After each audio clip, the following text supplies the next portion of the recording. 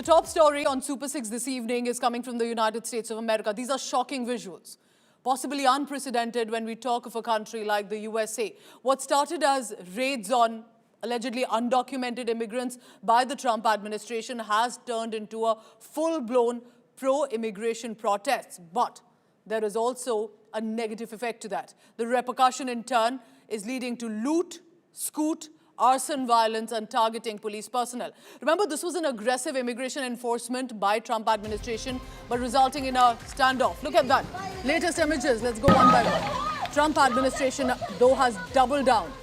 Trump administration has deployed 700 Marines, 4,000 National Guard troops to the Los Angeles demonstrators' protest and is defiant over the hardline immigration policies. President Trump's directive to the ICE, which is conducting the raids, is to arrest at least 3,000 people per day.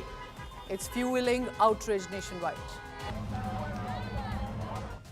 So there may be protests on one side, but as agitation intensifies, look at that. Riot police mounted on horseback continue to push back against demonstrators. Instances of violent clashes between protesters and law enforcement agents have increased. Widespread vandalism and looting is being reported.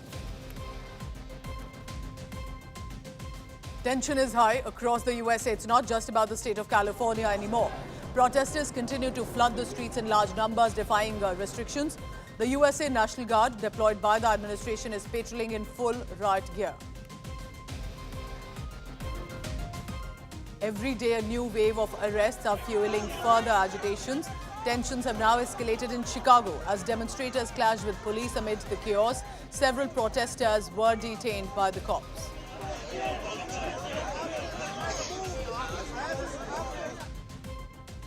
Escalating tensions over the immigration policy, a prayer vigil was held in downtown LA. Community leaders, residents gathering to call for peace, unity, solidarity, as much with the immigrant families. Amid the crackdown, the vigil offered a moment of reflection to certain resilience, but also peace and unity at this juncture when violence is being seen.